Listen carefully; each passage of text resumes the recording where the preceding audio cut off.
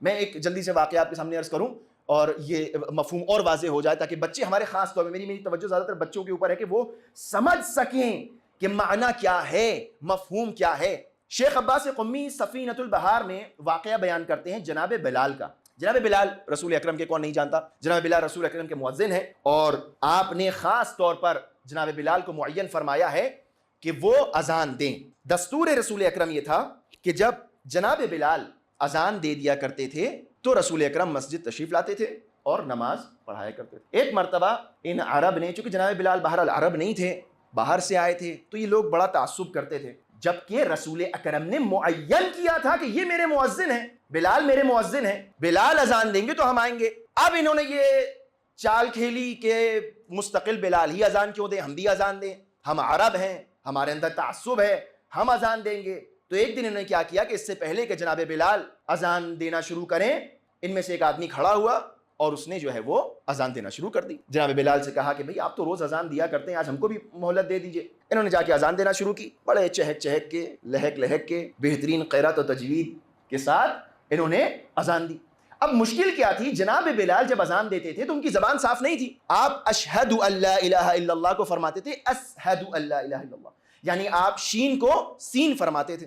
انہوں نے اذان دی بہت چہک چہک کے کہ آج تو بہترین اذان ہم نے دی ہے، عربی لہجے میں، عربی قواعد کے الفاظ کے اوپر جب توجہ ہوگی اور معنی اور مفہوم کے اوپر توجہ نہیں ہوگی تو یہ غلطیاں ہوں گی۔ بڑی اذان دی، بڑی اچھی اذان دی کہ صاحب آج تو عربی انداز میں اذان۔ اب منتظر ہے کہ رسول اکرم آئے اور نماز پڑھائیں، رسول اکرم ہے کہ باتیں نہیں ہیں، تاخیر ہوتی جا رہی ہے، تاخیر ہوتی جا رہی ہے۔ رسول اکرم کے پاس یہ لوگ گئے، گھر پہ دق الباب کیا، یا رسول اللہ آپ تشریف نہیں لا رہے مسجد، اذان ہو گئی۔ رسول اکرم نے کیا اذان ہو گئی؟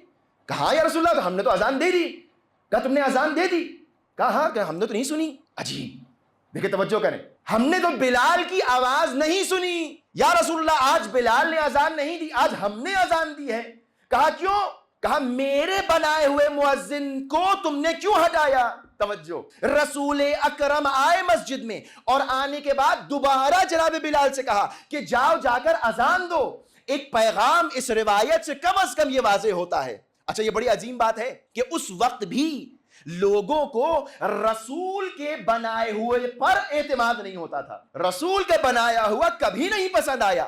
اب رسول آئے ہیں مسجد، آنے کے بعد جناب بلال سے کہا کہ تم دوبارہ اذان دو۔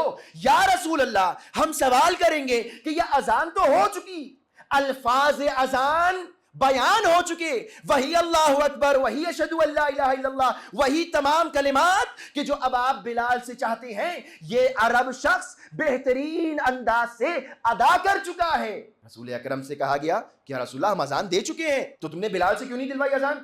کہا یا رسول اللہ ان کا وہ سین و شین میں گڑبڑ ہے، اس لیے ان سے اذان نہیں دلوائی۔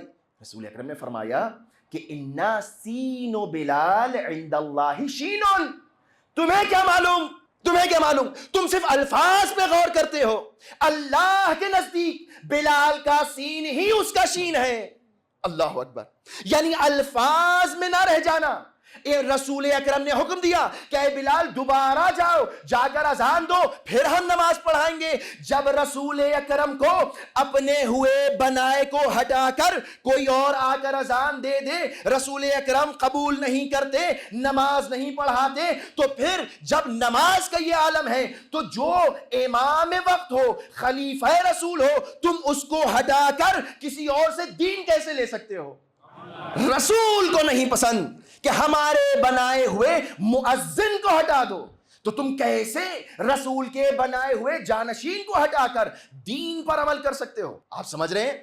اب معنی یہ سمجھ میں آیا ہمارے کہ عند الرسول، عند اللہ، عند الائمہ، الفاظ اہم ہیں لیکن وہ خلوص اور وہ محبت اور وہ اخلاص وہ ضروری ہے۔ یعنی معنی زیادہ اہم ہے، مفہوم زیادہ اہم ہے، الفاظ اتنے اہم نہیں ہیں، لہٰذا ولایت کا معنی اور مفہوم سمجھیے، قریب ہونا ہے ہمیں اہل بیت سے تاکہ ان کا اثر ہمارے اوپر آئے۔ اور چونکہ خود اہل بیت اس ولایت کے مالک ہے، یعنی اللہ سے اتنے نزدیک ہیں، لہٰذا اب اہل بیت بھی اللہ کے نمائندے ہیں اس زمین کے اوپر، اللہ کے نمائندے ہیں زمین کے اوپر۔ یہ ہے ولایت کا مفہوم، یہ ہے ولایت کا معنی۔